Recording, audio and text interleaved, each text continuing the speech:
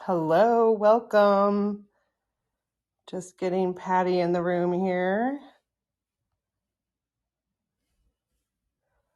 Patty. Hi, Julie. Good morning. Good How are morning. you? Good. How you doing? Good, good. I'm very excited. Me too. I'm just getting the room set up here. Let me. Thank you. And should I try to go ahead and post that link? Yeah. So let me see. Yes. So click the three dots, Okay, and three dots. you'll see Oh, in the menu perfect. there. Pin a link. Yeah, and it's just pasted in there. And then when you hit it, Okay, it'll let me. pop up on the top. Hey, Kasara, Perfect. thanks for being here. Okay, and Okay, if you just copy. refresh your screen, you'll be able to see the link. If it's not popping up there, oh, perfect. Great. All right, well, welcome. We've got a small group here. Thanks for being here. I'm sure so people will drop in as we get going. I am so excited today to talk to Patty. I'll have her introduce herself in just a moment here. Um, but Patty and I have been doing rooms in Clubhouse since the very beginning, way back in the spring of 2021. And we've always had a lot of common interests that have allowed us to have these little mini series with rooms around holistic health and self-care, holistic practices. So we're really excited to talk about what she is currently offering right now, which is a workshop around autumn holistic practices, and what the season brings in terms of taking care of our self-care. But just a few housekeeping steps here. You are in the Highly Sensitive People Club. Thanks again for being here. We have really mixed up the room format over the growth of Clubhouse in 2021, going with the flow of all the different changes with this app. And one of the things that I heard commonly from HSPs that once September came, life was very intense and there was a lot on their plate. And so I shifted into an interview format for this particular time, so that we could learn from other HSPs. We could discover new resources that may be helpful on our healing journey. And then instead of just talking about different practices that are helpful for HSPs, we would actually do them in the room as a practice. And my hope with that is that you would leave the room feeling better than when you came in. So for us that are going through a lot, processing a lot, dealing with a lot of life transition, I wanted to create a space where we could embrace that practice and fill our cup, essentially. So this series will be going through the end of the year. I'll definitely be shaking it up in 2022. And my hope is that I will have some additional rooms come out yet in November and December around different lifestyle choices for HSPs and also healing modalities, two of my favorite things to jump into. So the format of this room is we will kind of do an interview style in the first half hour, and then the second half hour, if anyone would like to come to the stage, join in the discussion, ask Patty any questions, or just reflect on anything that was shared. We'll welcome that in the second half hour. And the third half hour, Patty will take us through an experiential practice. And I'll let Patty explain that a little bit more, but that will be in the last half hour of this room. So I hope you stick around. And another thing that I want to make everyone aware of is that Clubhouse has finally released replays.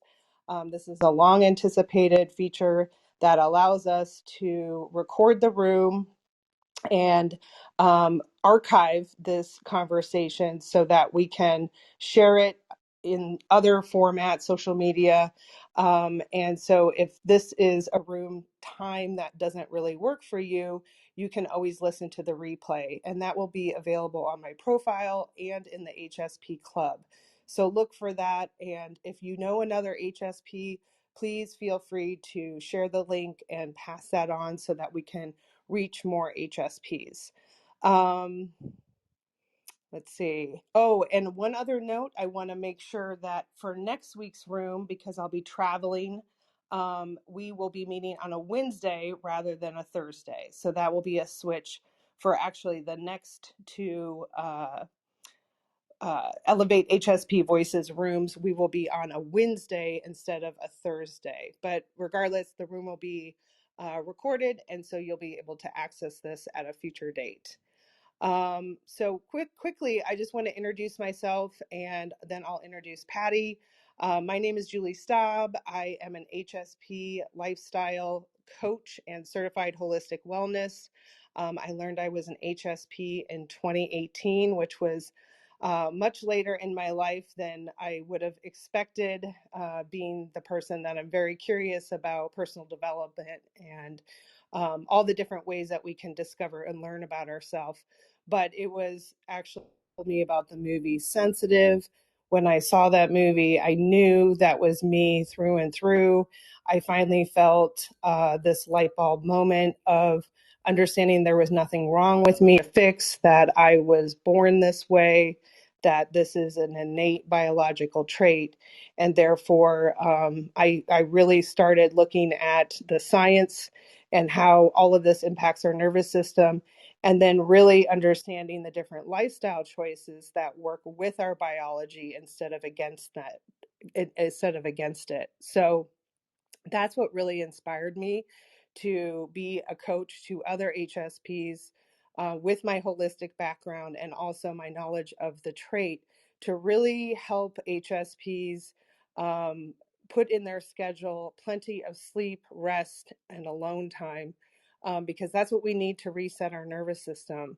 So this process for me has been a long journey. I think every time I talk to an HSP, it's been a journey for them as well. So we'll learn a little bit about Patty's journey as an HSP, as well as the things that she loves to talk about around holistic health and herbalism and all these different things that are great for HSPs because they're a more natural route. So I'm going to go ahead and just let Patty introduce herself and just share a little bit about the experiential practice that you will guide us through towards the end of the room. And we'll get started from there. Thanks. This is Julie.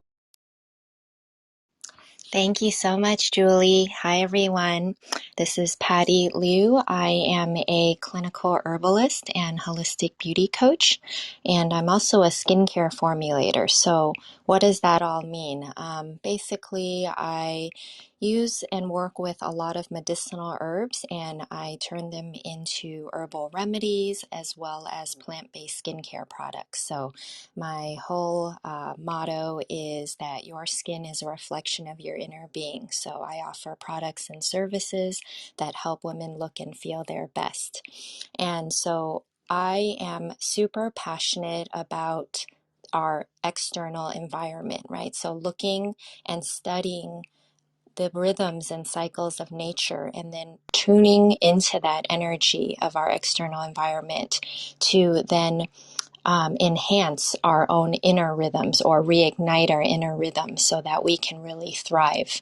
And I am really excited to share more with you today.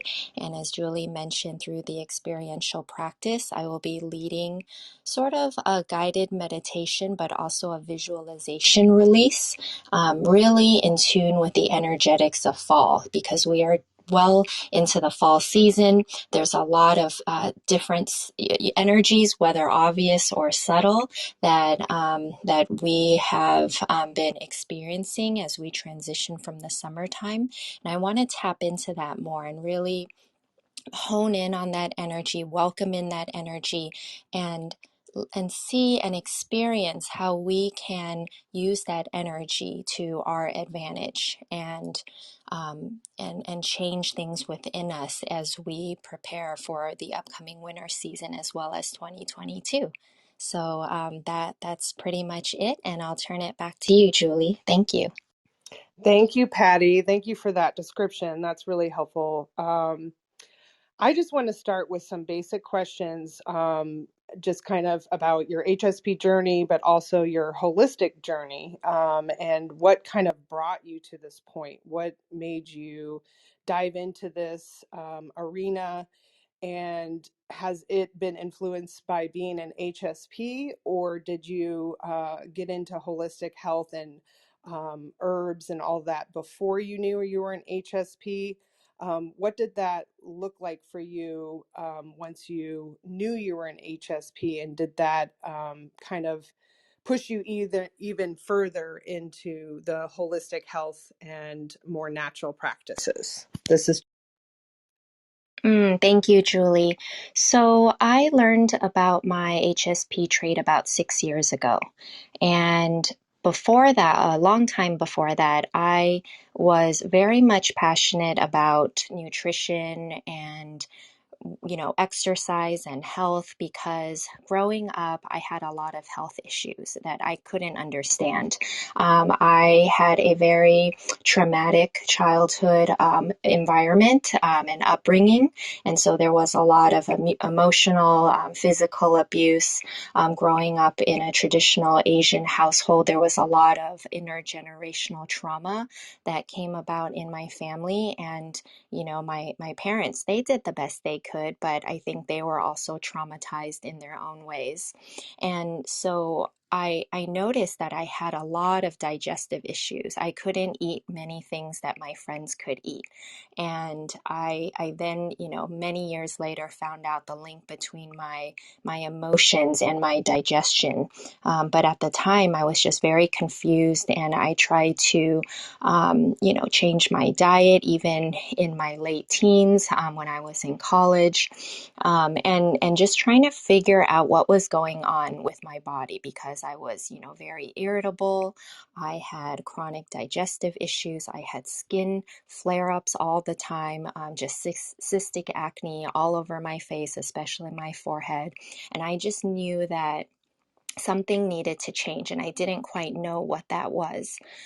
So when I hit 30, that's when I was in a doctorate program. I hit rock bottom. Like, my life was a complete mess. I fell into a deep depression, and thankfully was working with a therapist at the time, and made a lot of realizations about myself, and realized that I had a level of high functioning anxiety. I had a tendency to be a perfectionist, and a lot of that came from within and was attributed to a lack of self-love. So that sort of catapulted my experience and my desire to really look at myself with a new lens, right? From a holistic lens, and ask myself, okay, what am I feeding myself? What thoughts am I having? Um, what friends am I keeping? What company am I keeping? Am I happy with my career? So a lot of these things shifted for me, and then a few years later, I found out about the HSP trait. I came across Dr. Elaine Aron. I think I read a blog post about it. I took the assessment. I ranked very high on the assessment. I think I got like 23 or 24, and I just had so many aha moments. So since then, along my own healing journey, I, at that time, was working in corporate. I did enjoy my job, but I had extremely long hours. I think I was working, excuse me, 60, 70 hours a week, and my body just could not take it. I was in my mid 30s at the time, and my body was deteriorating. So, long story short, I came across herbalism school. I ended up leaving my job, taking a huge leap of faith to study herbal medicine, and within a few years, trained to become a clinical herbalist and started my own coaching practice alongside my skincare business. And, during that journey, I found that I was attracting a lot of sensitive women who had health issues similar to mine. And diving in deeper, I noticed that there was often a reflection of my own experience that I saw in these women. And so I was naturally attracting HSP women into my coaching practice and helping them along in their journey. So I hope that speaks to your question, Julie. And this is Patty. I'm complete. Yes, it does, definitely. I love that journey, and I can understand any HSP that has probably gone through the corporate world and done those really challenging hours. It's never sustainable. It's not sustainable for anyone, but for HSPs even more so.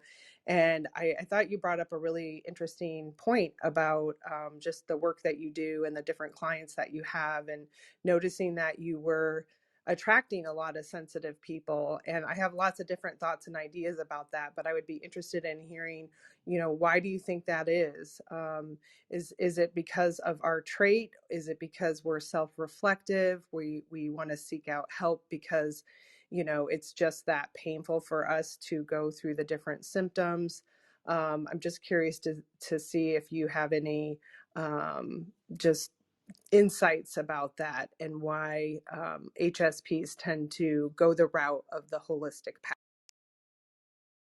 Oh, yes, so much to unpack there, Julie. So, yes, what you shared and several other factors. I think I was attracting HSPs because I became very vulnerable when I, was promoting my business, right? At first, I was very shy about sharing about my childhood trauma and all the health issues I had. Just very early on when I was starting my business, I made the mistake, of thinking, okay, I need to have my shit together, so to speak, and show people that, I am a coach, I am capable. And, just throughout the journey, I learned more about the power of vulnerability, right? That there is so much power in being vulnerable, and people need to see you. They really need to see you. And from there, I became just more empowered to really show people who I was. I often would write and talk about my own healing journey, and I think that resonated with a lot of HSP women. I think they saw themselves, and this is something I hear from folks who come across my website, come across my social media posts, even content in my newsletter, where they really resonate with the pain that I felt, just not being understood, feeling so much intensity with everything in my life, feeling overwhelmed, and having that manifest into a variety of health issues, right? Primarily with my skin. Um, so I think that was not a coincidence. I think just when you are attracted to someone, right? Oftentimes it's because you share something in common, or something that someone writes speaks to you, speaks to your heart. It pulls at your heartstrings. And then another thing that I was taught by a marketing and business coach is oftentimes when you're just starting out and you don't know who you want to serve, think about who you were in the past and think about how you transformed, how you made that transformation. And that will give you a really big clue into who you were meant to serve. So I think for me, all the pieces of that puzzle just kind of fell in together and just fell and turned out to be a really nice thing for me. And then your second question about HSPs more so taking the holistic route. Yes, I wholeheartedly agree. I think because most HSPs, I can speak for myself in this case, we tend to reflect very deeply, right? And look at things beneath the surface, right? We look at things, we're oftentimes connectors, right? We love connecting the dots and asking a lot of questions, right? Being very naturally curious, inquisitive, sometimes insatiably curious.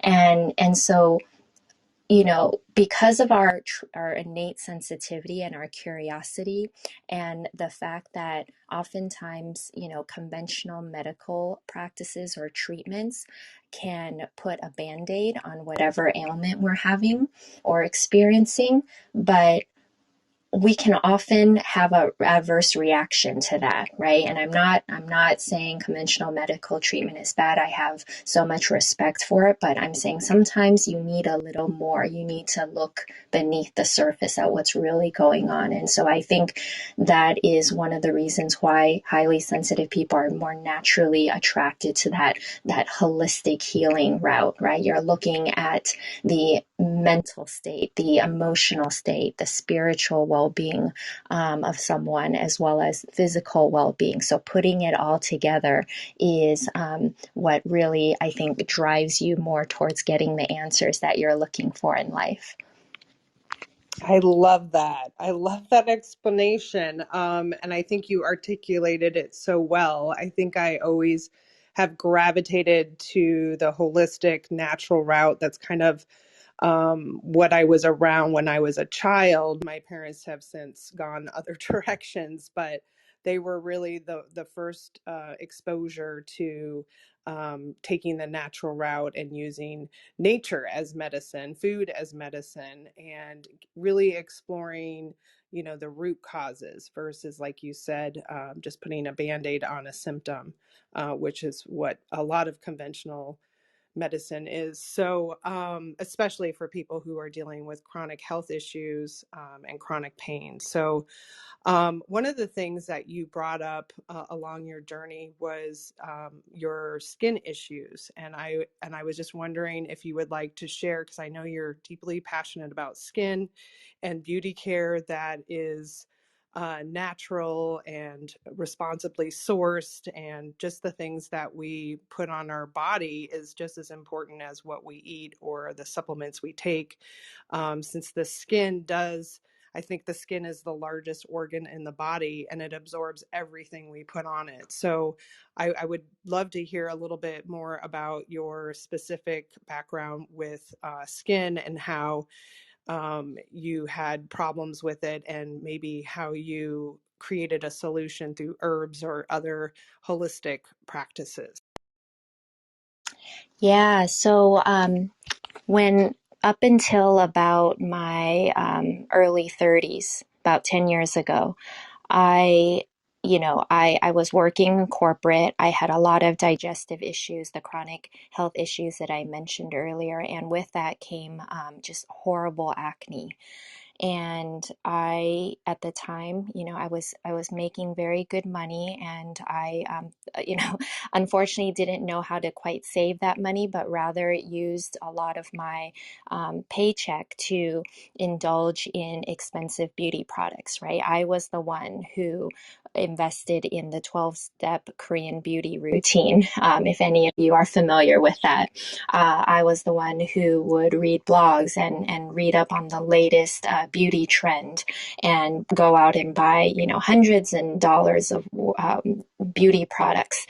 And just my shelf was lined with, high-end beauty products. And one day I woke up, and this was about 9 years ago. I woke up and I looked at my face in the mirror, and I saw all the cystic acne. Like my forehead was just covered in these painful cystic acne spots. And I asked myself, what is going on? What is happening to me? And I looked at my shelf of skincare products, and I was like, something is not connecting, right? Something is not lining up. And um, and then I don't know what happened, but it's a little fuzzy. I remember thinking I needed to do a face mask. And of all the beauty products I had on my shelf, I could not find a single face mask. So I don't know what led me down this path, but I found a blog online for a DIY face mask, because this was at night. I couldn't go out to the store and buy anything. So I found a recipe from Wellness Mama. I don't know if any of you are familiar with that blog. She's amazing. Wellness Mama, and she had a recipe for a oatmeal, honey, and lemon face mask. And I happen to have all those ingredients in my kitchen cupboard. And so I made it. And I noticed that as soon as I washed off that mask, my skin felt really happy. Like it felt really nourished. And it was clean but not dry. And I noticed I had even lighter scars, right? Even after the first application, I was amazed. And I thought to myself, wow, if this homemade treatment, this little concoction with just three simple ingredients could have more of, more efficacy than all these expensive skincare products, then I'm missing out on something here. So that sort of kick-started my journey into DIY skincare. And that happened to coincide with the time that I enrolled in studying herbal medicine. And I learned to grow very simple herbs. I was living in a 500 square foot studio in downtown San Francisco at the time, but I learned to grow herbs in little pots on my windowsill, and eventually learned in school how to formulate my own skincare products using different garden variety herbs. And from then on, I just kept experimenting, and a few years later, designed my own product line, my very first product line, many products which are still in my current product line today. I love that. And I love that journey because I think as HSPs, we always remain curious, and that journey of just being curious and being without the store and what the status quo is when we think about beauty and skincare, and going to Walgreens and getting a bottle and slapping it on our face and not really understanding what we're putting on our face. So I love that you were able to explore a natural remedy, and it was super easy, and it was a shift for you. And I wanted to also tap into something that we got into last night on your Instagram Live, my first Instagram Live. I've never done Instagram Live before. So Patty and I were having a conversation about sleep. And we were also talking not just in regards to HSPs, because as an HSP, sleep is essential, it's medical, it's needed, it's no joke. If we don't get our sleep, we're severely impacted the next day, and it really impacts our health as well, and mental emotional health. But I also want to circle it back to how sleep impacts our skin, because that was part of our discussion last night. And I know, we need to be curious and resourceful about the different products that we put on our skin, but knowing that good skin really comes from the inside out as well. So would you like to touch on anything around sleep and our skin? This is Yeah, absolutely. I think some of the things that we touched upon yesterday was, around how our bodies perform a lot of detoxification while we are sleeping, right? Our liver, kidneys, lungs, they all are hard at work even while we're asleep.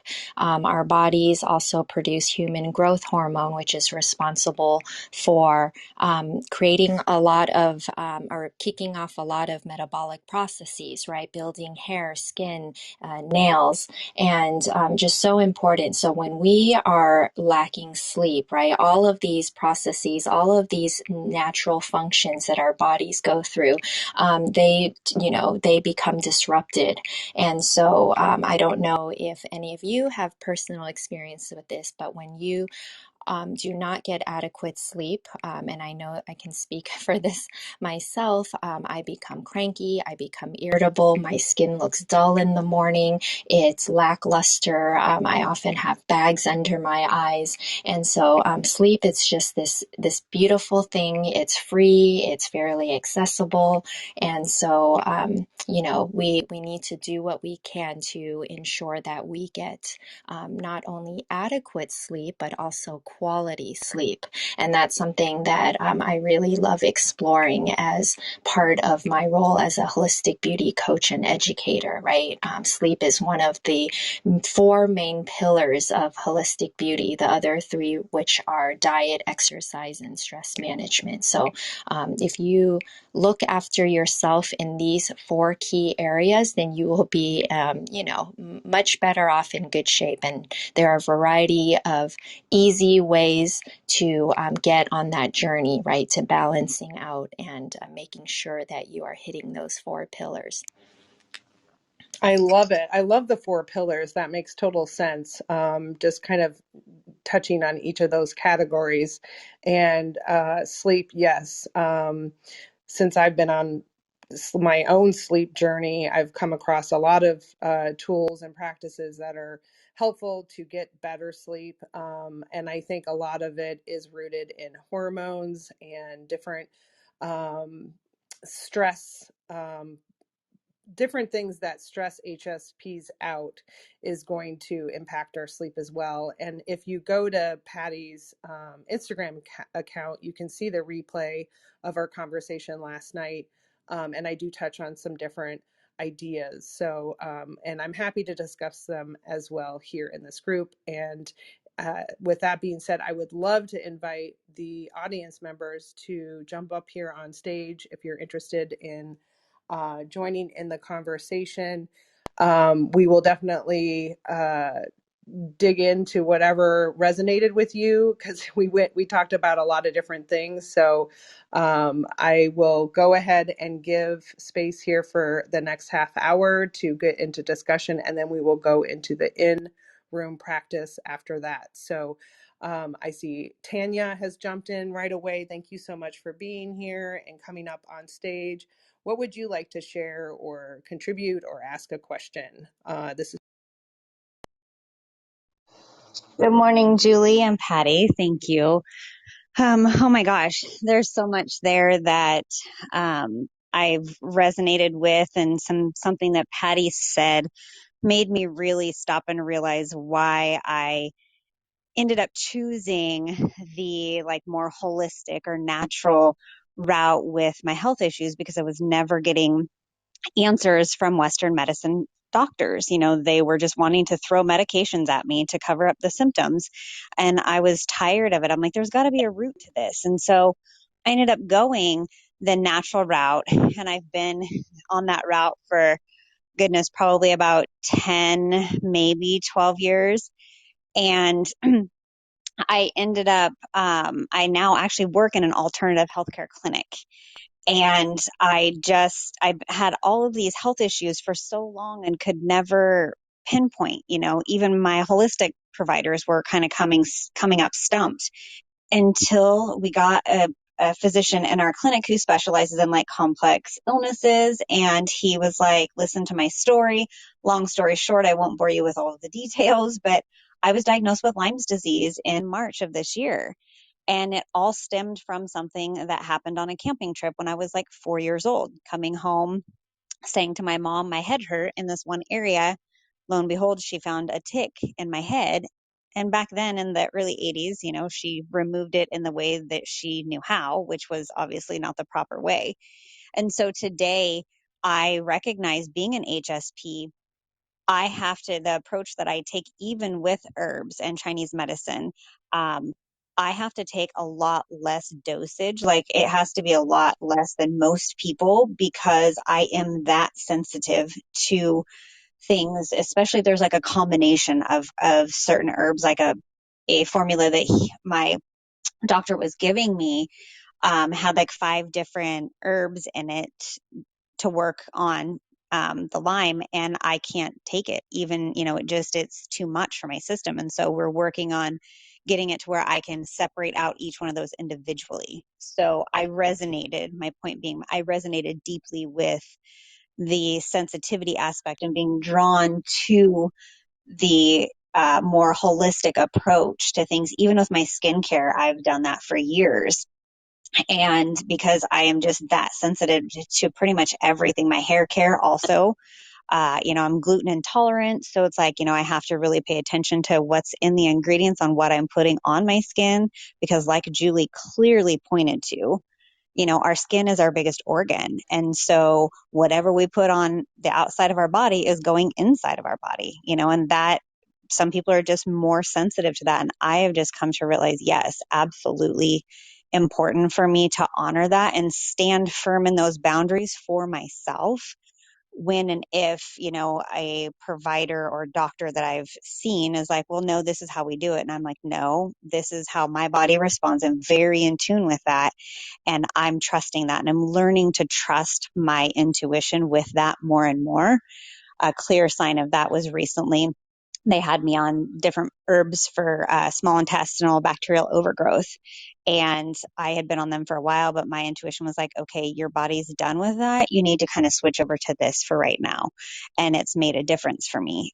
So for me, it definitely has been a piece of tuning into that. And then I really also loved like the grounding aspects, that has been so important for me, like for sleep. I have kind of a ritual that for me, it's important that I do. I actually need to use Palo Santo and clear my energetic field before I go to bed every single night, because if I don't, it's like the way I explain it to my partner is like everything's loud and I cannot go to sleep. And if I don't do that, it doesn't allow my system to be able to clear out all of the energy from the day. I also sleep on a grounding mat, because that really also helps me to, be able to kind of calm my system down. And Julie, you said something that really also like reminded me how important hormones are for that aspect of, sleep and whatnot. And I know that mine are probably all out of whack just because of all of my health issues. But yeah, it's been a huge journey for me learning about now I have a chronic illness and how to navigate that, and just how important the holistic approach is being an HSP. So I just really wanted to share that. And I really want to thank both you and Julie, or both you and Patty, excuse me, for this topic, because I'm also passionate about the holistic approach aspect of things. So just thank you both. And I'm Tanya. And Tanya, thank you. This is Patty. Thank you so much for sharing your journey with us. Wow, I truly admire you for taking matters into your own hands, really tuning into your intuition, right? And even questioning what others with that so-called authority is, especially in the medical space, that they have been telling you, and tuning into your body's messages. I think you touched upon one of the most beautiful gifts that we have as HSPs, right? We have the ability to tune in so well to our body and our body's needs, but oftentimes with the chaos of the world and the overwhelm, that can overshadow what our intuition and our needs are trying to tell us. So I love that you shared that. I love that you're taking a holistic and natural approach, because this is truly, I think you touched upon really what is the essence of holistic beauty. It's tuning into what is going on in nature, what is going on in our natural environment, because, amidst all the chaos in the world, I can speak for myself, and I'm very confident for most of you, find a lot of solace in nature, right? So going out for a walk in nature outside, being around trees, right? There's so much intelligence in our natural environment. And when we can tune in, we can then better tune into our own body's innate intelligence. So thank you for sharing that. Really appreciate that, Tanya. This is Patty, and I'm yeah, thank you, Patty. You just also touched on something that kind of a couple of things that I also wanted to add in that like are helpful for me, that I have helped transmute a lot of, you had brought up earlier about the emotions, and how like important those are. And so acupuncture has been a huge piece on my journey. There have been times that my acupuncturist has like, inserted the needles in places, and literally I'm on the table sobbing. I think it was the very first appointment I had with her. I sobbed for almost 10 minutes, and it was this deep sobbing that I could tell was like from some childhood traumas, all of those pieces just like coming up. And it's happened quite a few different times. And so acupuncture also for me helps to balance my energy, helps the energy to flow better. And it's also just serves kind of as a grounding piece for me. My nervous system, craniosacral therapy also really helps with that aspect for me as well, to help calm my nervous system. But there's nothing like being out in nature. When I am out in nature, I get so many downloads, so many things come to me, and I'm like, holy shit. Like, I just needed to go out and spend some time in nature to get all these downloads, and so I just appreciate you bringing that around as well. And this is Yeah, Tanya, definitely acupuncture. That's my jam too. I love it. My mom's an acupuncturist, and it's been in my culture for so many generations and thousands of years. And I think that with the fall season, there is a huge theme around release and letting go, and that's something that I'm super excited to lead a practice around today. So yes, thank you so much. And this is Patty. This is Julie. I just wanted to reflect on a couple points that you made as well, Tanya. First of all, I loved how you shared about your journey around just even taking natural herbs, and how you needed to advocate for yourself to go very slow and to integrate that in a very small way versus jumping in. I recently have started to purchase ashwagandha, and after learning about doshas and different reasons why ashwagandha may not be the right fit for you, it's kind of one of those things. You think it's natural and you want to jump in and you go wholeheartedly, and without a skilled practitioner, you don't really know how all of those things are going to integrate into your physical body, depending on what you're going through and your stress level and your sleep level. And there's so many different factors that would make that a different experience for you. And also just the fact that you advocated for yourself. I feel like I speak about this trait all the time. I do go to a lot of doctor's visits. I have had a lot of chronic health issues, a lot of mystery symptoms since I turned 40, basically, and I'm 46 now. And it's still an ongoing process. It's not something that I'm not dealing with on a daily basis. It robs me of my energy, my sleep. It messes my hormones up. And just, I've never gotten a great care with the medical world because I feel often I'm very dismissed. I'm making it up. It's something psychological, not a real physical thing. So, and it's also really difficult to come in as someone who's very self-aware and observational, and I make very tedious notes, and I want to offer these data points, but you really aren't given a lot of time in a medical appointment. So I've definitely had my share of different practitioners. Obviously, the medical world accepts insurance, so I try to use insurance in a way that will outrule something, so that I make sure that, oh, well, I can check that off the list. It's not that.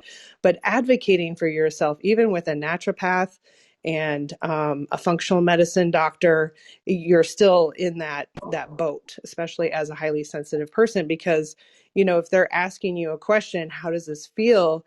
We're going to be more in tune with that inner stimuli. We're going to understand, we're feeling something, we notice something, but is it cause for alarm? Is it something that is wrong with us? Or is it just because we're sensitive and we're able to feel through our senses and notice that inner world more deeply? So there's so many great things that you brought up. Also, I love that you shared that Palo Santo is something you do every night. Clearing your energy, having that energy cleared before you go to bed is really helpful as well, because you are better able to rest and process all of that information that we have experienced throughout the day.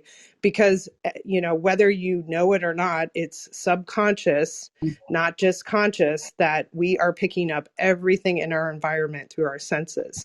And that is impacting our nervous system, and our nervous system operates all the organs in our body. So if you're constantly stuck in fight or flight or fawn, you are suffering, either in health or pain, chronic situations. So it's really important for us to take care of ourselves as HSPs around sleep and food and lifestyle and all of these kind of points that you brought up, Tanya, as far as along your journey.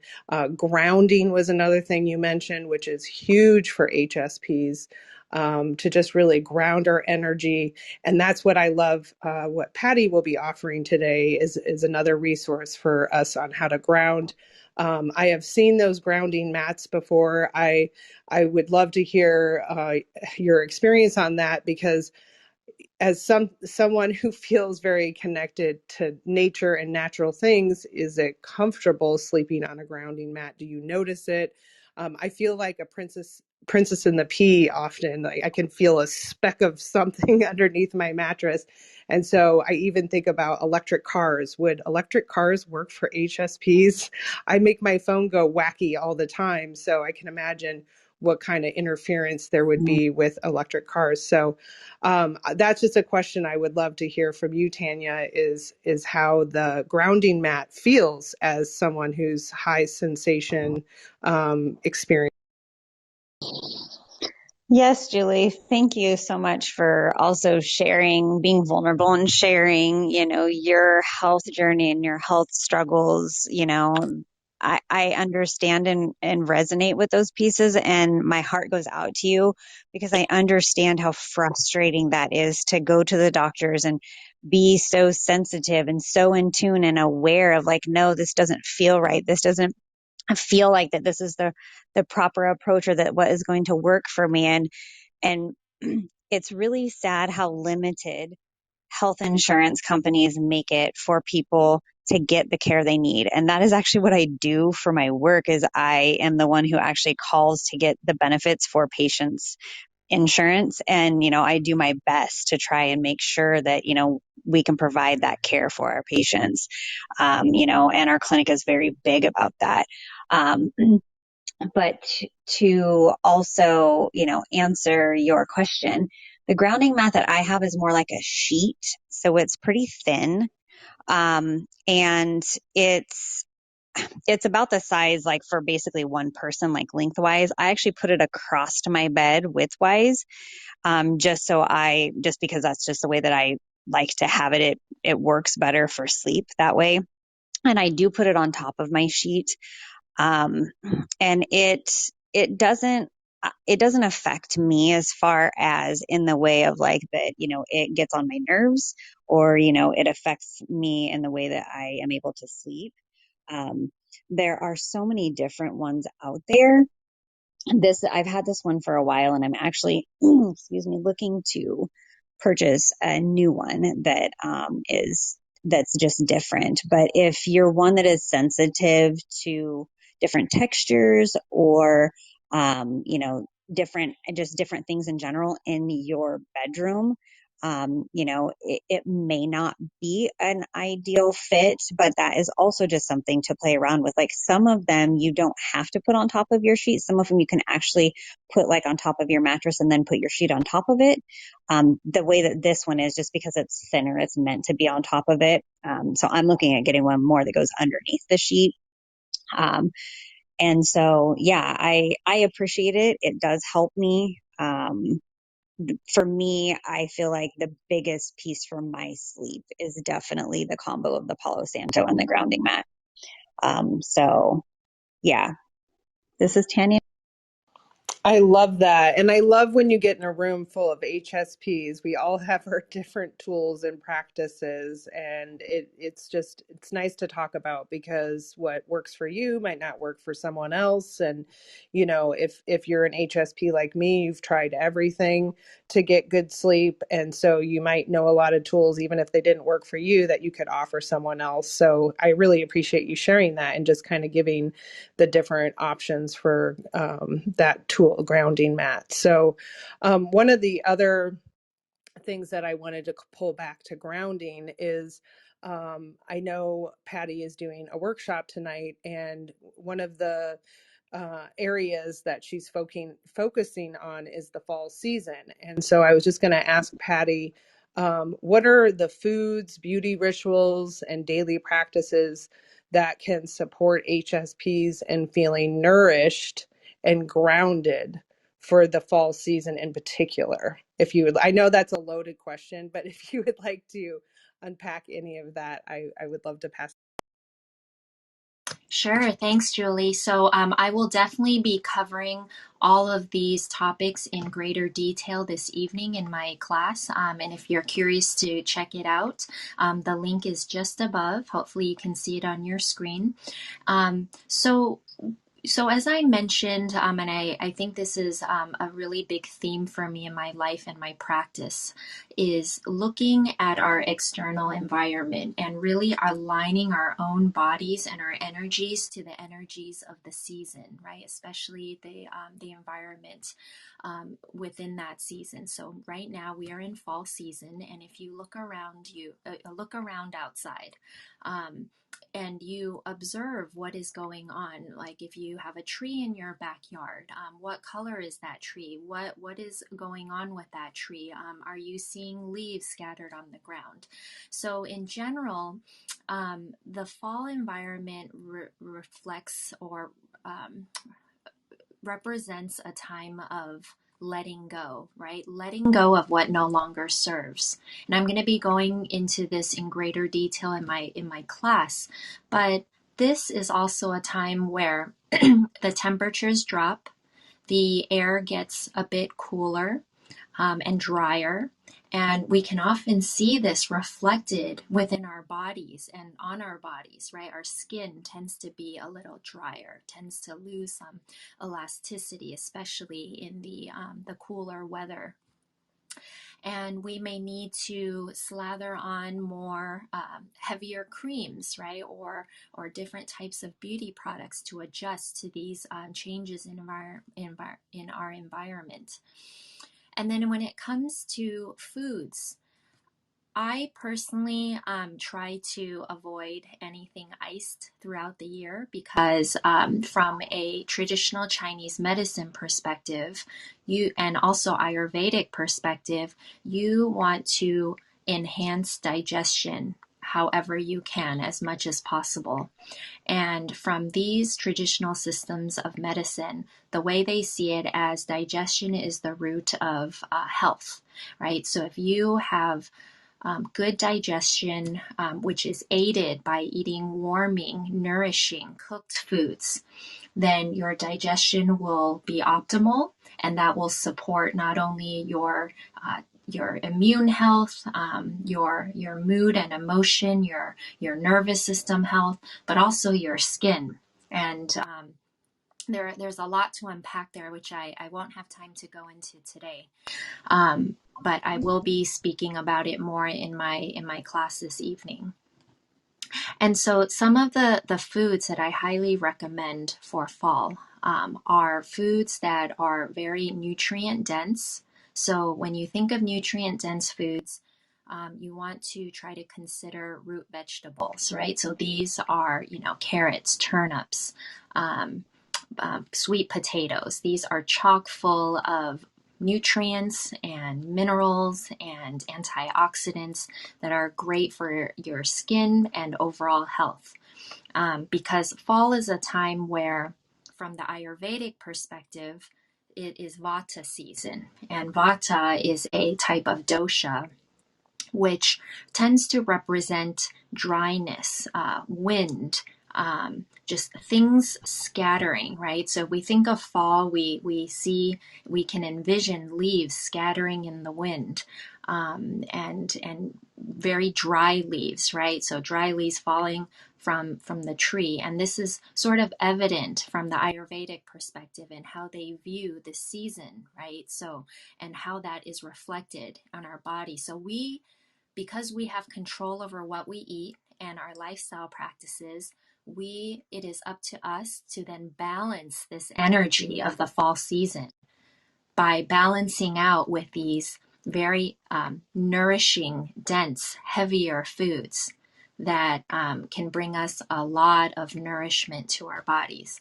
And then just a quick note on self-care practices. So definitely find ways to ground. One of my favorite ways to ground is a very generalized term. It's a ritual, right? A ritual is simply a meaningful habit in my dictionary book, right? So it's a habit that you've cultivated for yourself, whether it is lighting Palo Santo before you go to bed, or swaying your hips before you go to bed, right? Just to loosen your body up in the morning or in the evening before you go to bed.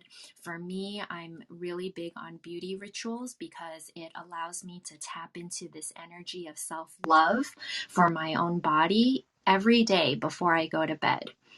And it's something that I've not only seen just experience improvements around, right, with my skin and my mood, but it's also allowed me to feel this sense of just a lot of love, right, and nourishment for my own body and my own well-being.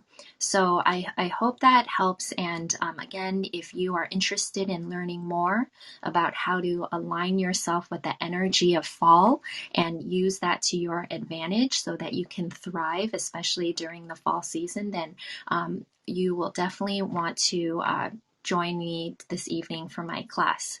It's a free workshop from 5:30 to 6:30 p.m. Pacific, and the link is just above. This is Patty. I am complete.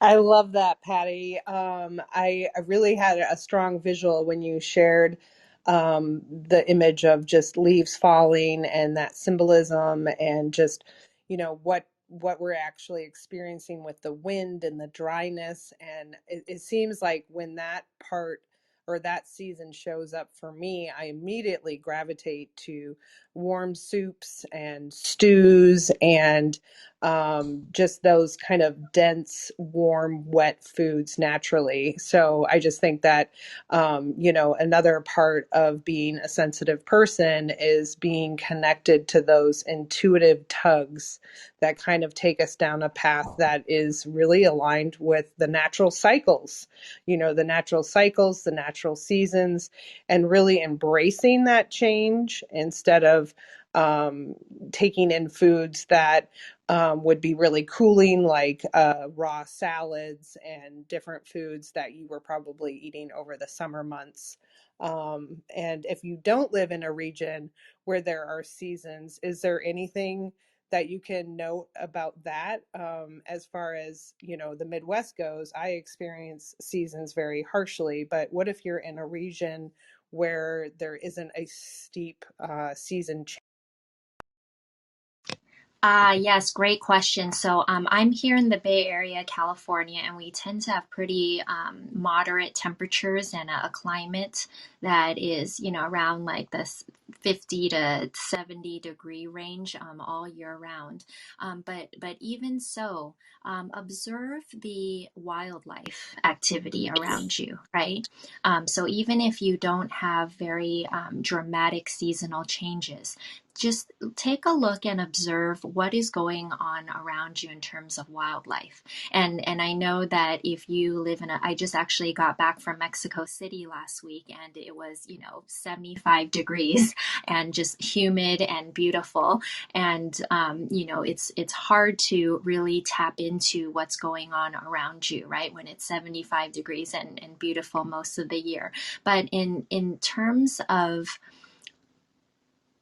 really tapping into that energy, then it's time to turn inwards, right? So knowing that it's fall, if you are in a state or an area where there are time changes, right?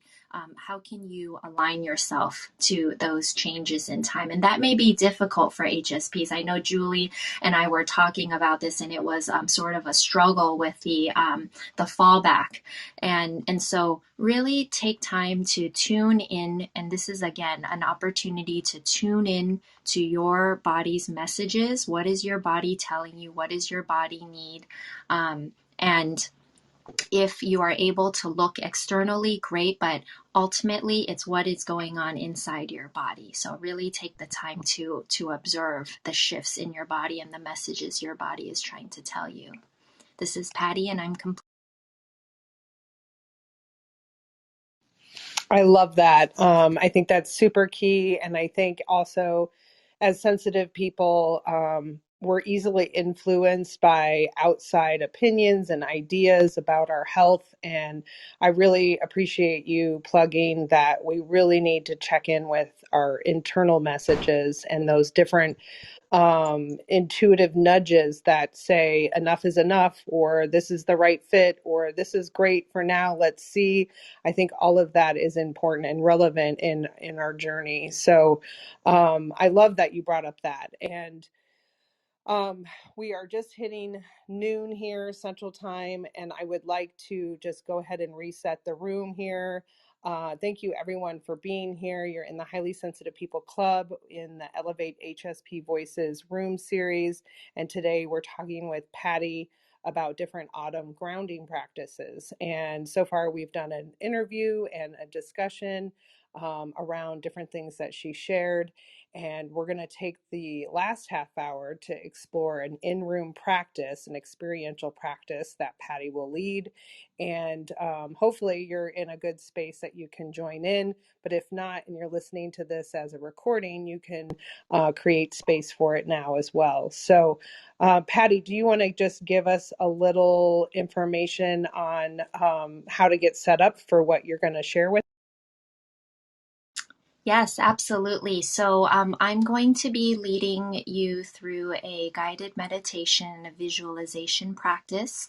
And so all I ask is for you to, I won't say put your phones away. You'll definitely need to have me nearby.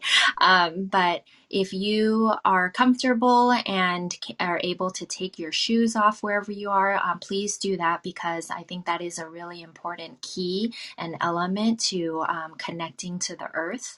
And whether you are in meditation, but if you're just sitting in a chair, just take off your shoes and just sit in a comfortable position. And should I go ahead and kick things off, Julie? All right. Okay, so we are gonna go through a grounding practice together, and I am going to walk you through this. And so again, if you are able to take your shoes off, sit in a comfortable position, sit in a comfortable private room if possible, and just close your eyes, start to close your eyes. And it's the morning, so we probably feel more energy than if this were the evening, but just try to bring your energy downwards, right? Just bring your energy down from your thoughts, from your mind, and just take a few moments to breathe deeply. Slow, long, deep breaths. And take a few moments to step out of your head and step into your body. So while you are taking deep breaths, continue to focus on your breath and notice any sensations coming up for you in your body.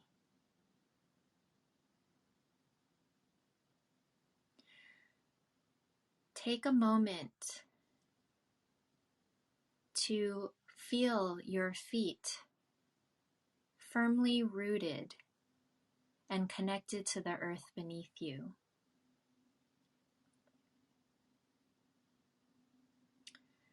Take a moment to start to scan your body very slowly and very gently,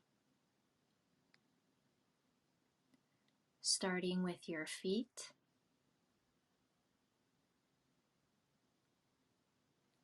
your ankles, your lower legs,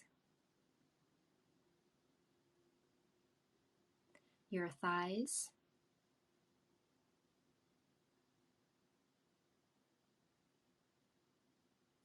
your abdomen,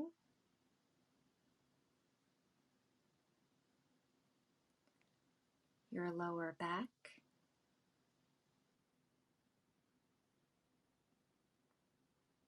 your upper back,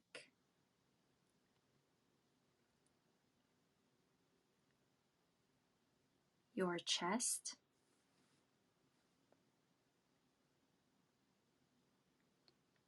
your neck,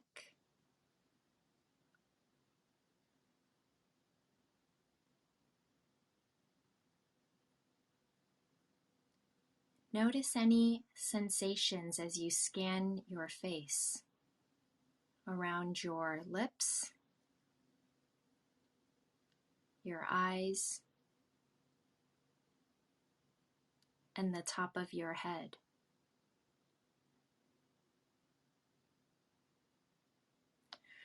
As you continue to scan your body, I want to remind you that in this space here with me, you are safe, you are held, and you are loved.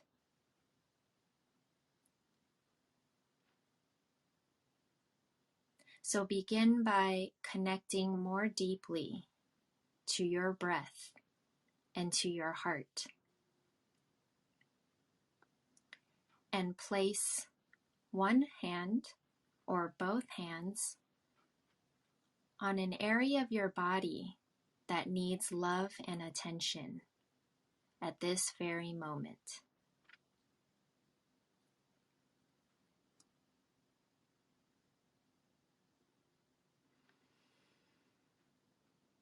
Now that you are experiencing love and gratitude for your body, your temple, I'd like for you to start visualizing yourself outside in the cool fall environment.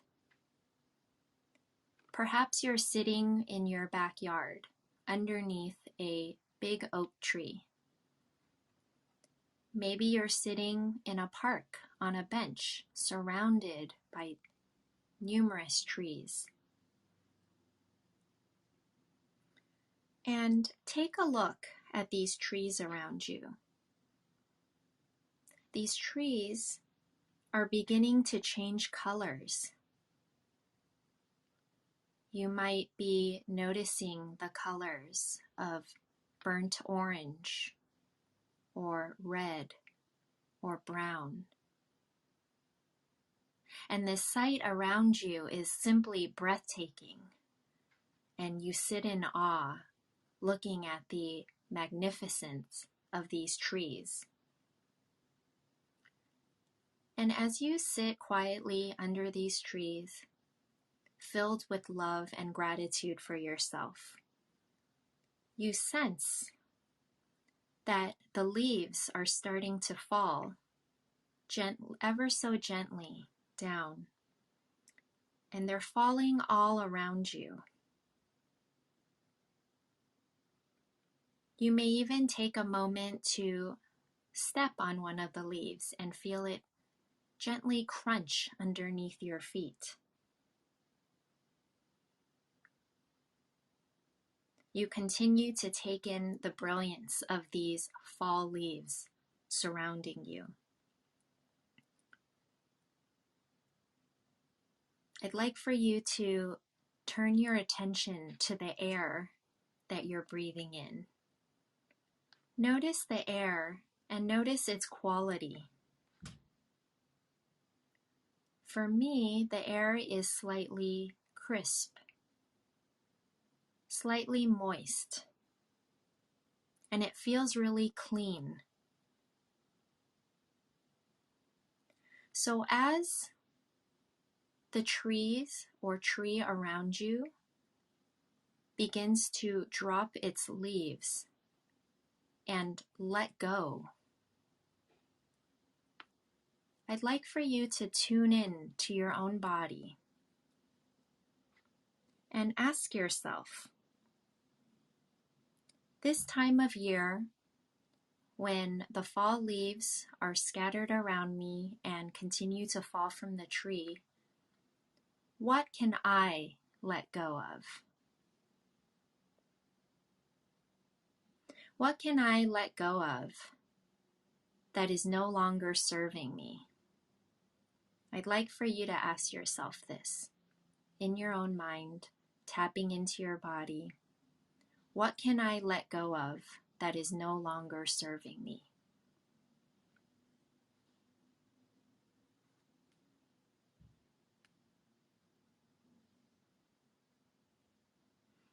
What is it that I can clear out of my body that my body no longer needs?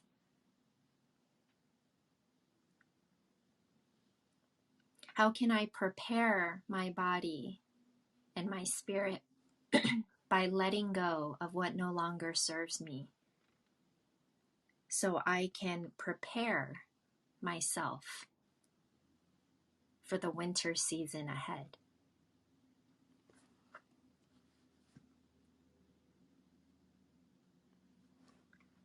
So as you begin to embody this energy of letting go, I'd like to transition and ask you a few questions for you to reflect on. And I hope these questions will support you as you go about your day and finish off the rest of the year. My first question is, when do you feel most empowered as an HSP?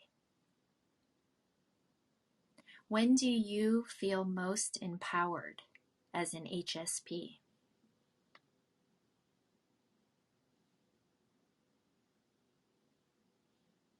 And I'd like for you to just sit with that for a moment. And as you sit with that,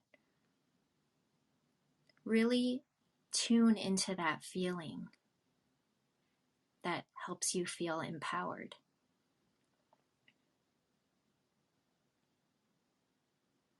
So as you tap into that feeling, how can you tap into that energy to shift the energies of those around you?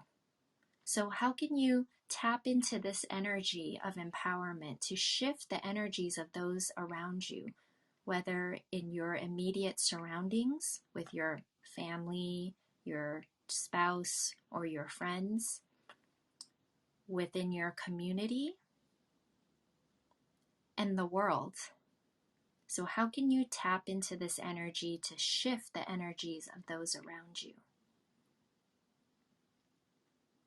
And how can you, as an HSP, use your voice or your work as a platform to make a difference right now? How can you use your voice and your work as a HSP as a platform to make a difference right now?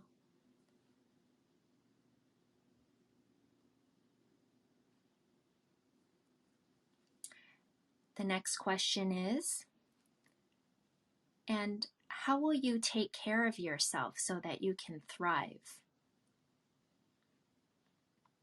How will you take care of yourself so you can thrive as an HSP?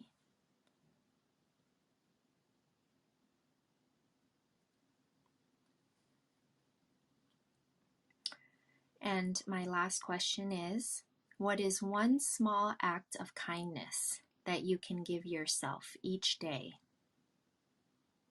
One simple, small act of kindness that you can give yourself each day. Maybe it's taking an extra sip of water, or stretching before bed, or going for a walk, giving yourself a massage, Maybe you're massaging your feet or your neck or sore shoulders.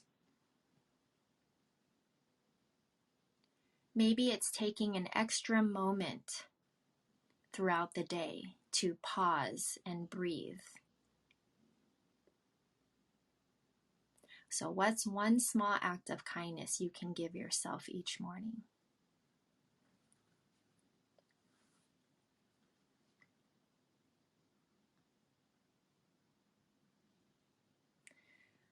I'd like to wrap up this guided meditation with one of my favorite quotes from Marianne Williamson.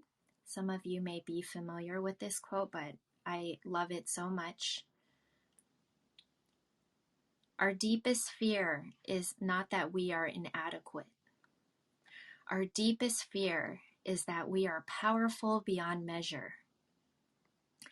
It is our light, not our darkness, that frightens us most. We ask ourselves, who am I to be brilliant, gorgeous, talented, fabulous? Actually, who are you not to be? Your playing small does not serve the world. We are all meant to shine as children do. It's not just in some of us, it's in everyone. And as we let our own light shine, we unconsciously give other people permission to do the same. As we are liberated from our own fear, our presence automatically liberates others.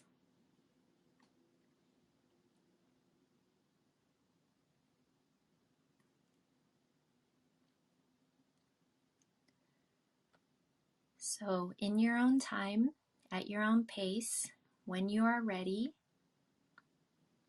start to wiggle your fingers and your toes and gently open your eyes.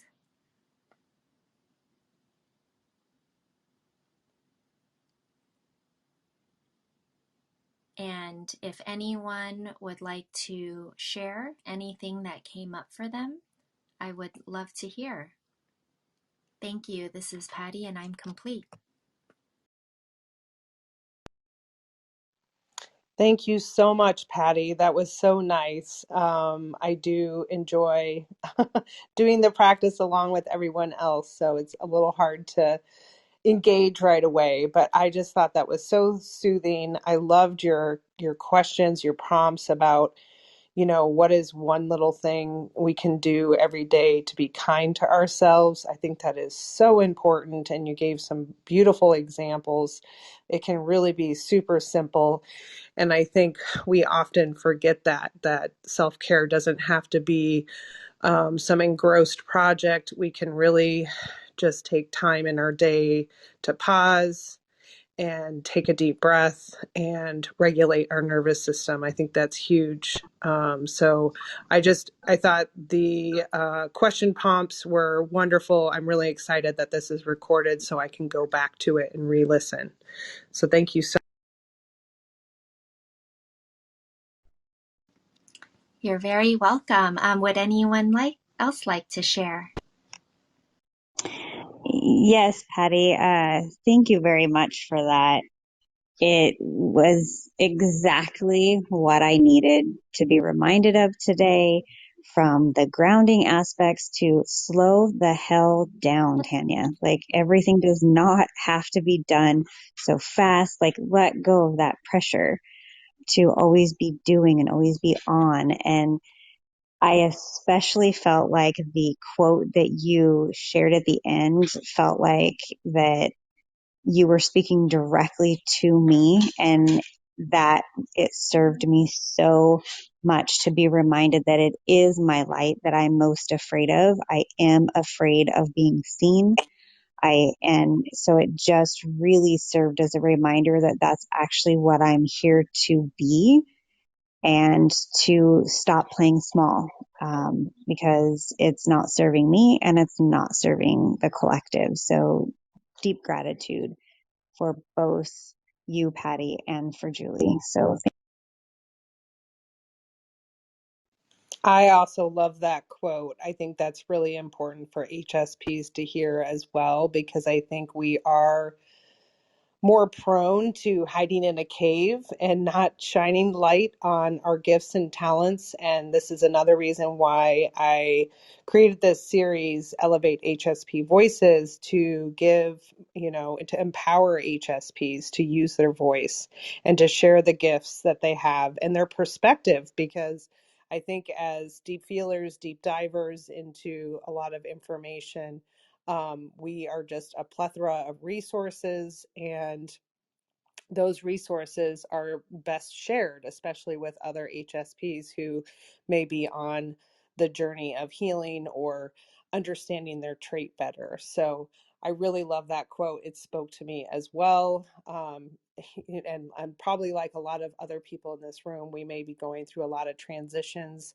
and taking that leap of faith can be really difficult, especially going into seasons that feel a little more harsh.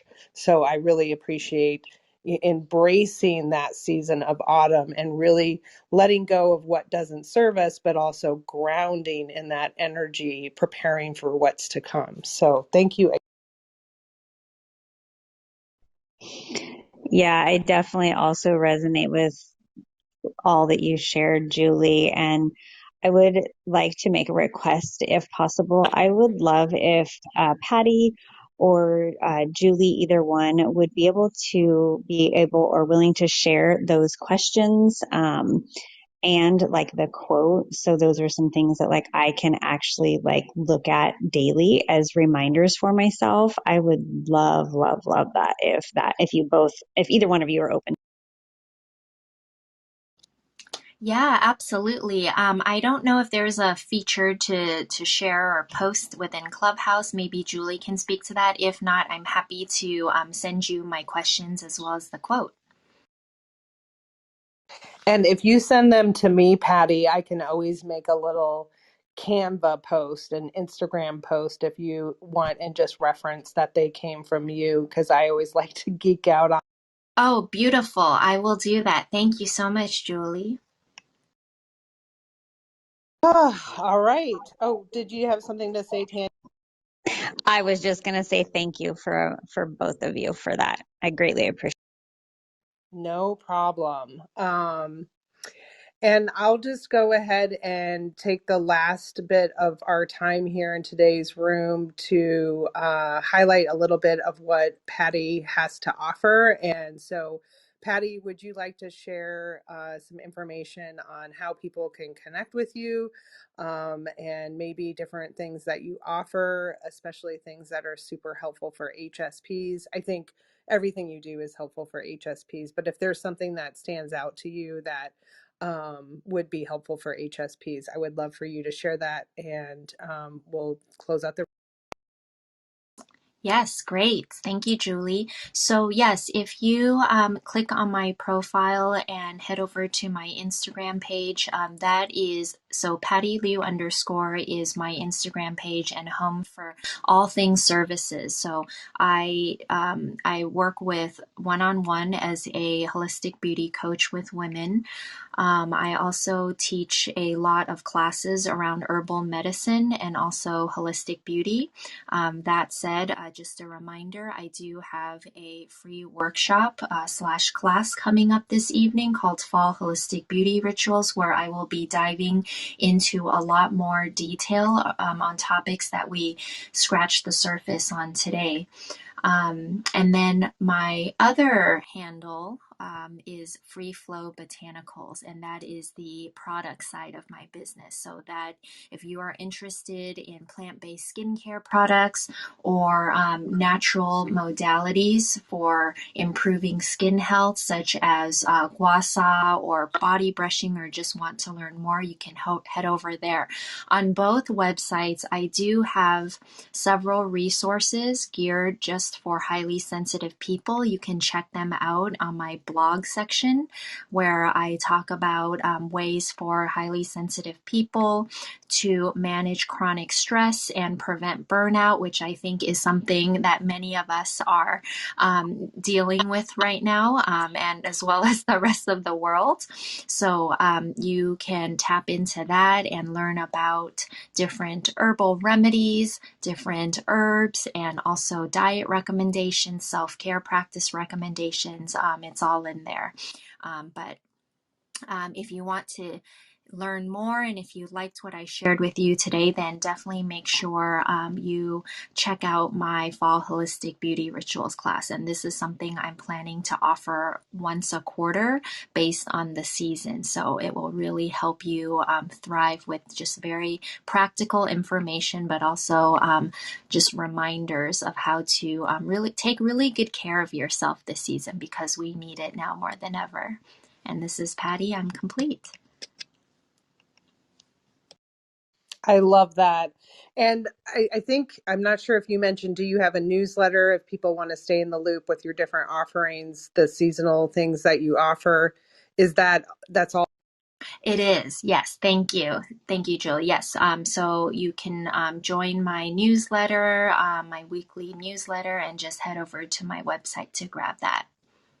And I just wanted to say a personal recommendation. I learned about gua sha from Patty. I actually purchased a stone from her web store and a few of her products to do gua sha at home. And I attended one of her free workshops where she guided us through the different steps to do gua sha facial. And it was really, really amazing. Just like she did in the room here, leaving you in a very soothed, self-care, loved up space and energy field. It was a really great practice that I could integrate and do on my own at home and not have to go to a spa. So I really appreciate that as an HSP. So thank you again, Patty, for being here. Thank you, Tanya, for coming up on stage, and everyone that joined us in the audience. I really appreciate you sticking around and being a part of the room just as listeners. And I hope you were able to participate in the experiential practice. And if you're listening to this as a replay, I hope you enjoyed this conversation and you can utilize the recorded practice in the future and go back to it as a resource. I think these simple meditations and visualizations are so impactful for HSPs because we do have a deep attachment to our inner worlds, and imagination is something that is very strong for us and can be really leveraged in a way that can enhance our health and our mental emotional health as well as an HSP, just tapping into that imagination and letting it soothe us and slowing down. Even, this practice was maybe 15 minutes. So just taking 15 minutes out of your day to really slow down and ground yourself, I think are just super key for HSPs. So thanks again for being here, everyone. And we will be meeting again next Wednesday instead of Thursday due to travel. I'll be traveling for a couple weeks, and I am flying out on Thursday and returning on a Thursday. So the next two Elevate HSP Voices will be held on a Wednesday at 11 a.m. Central. And I hope to squeeze in a gratitude room over the week of Thanksgiving. Since I will be traveling, I'll be in a different time zone. I'll have to feel that out. But I really believe in the energy and vibration of gratitude. And I think it's just a nice time to come together and really talk about what we're grateful for. It's just a super easy format to just immerse ourselves in that feeling of gratitude and appreciation. So that is to come as well. And again, thanks again for being here in the Highly Sensitive People Club. If you're not already following the club, you can click the little green house and follow the club, and it will ping you every time we have a different room, or you can click on an event and click the bell, and it will also ping you into that event as soon as it starts. So thanks again, and I will see you guys next week. This is Julie. Thank you, Julie. Thanks, Patty. Thank you, everybody. Thank you, Julie and Patty.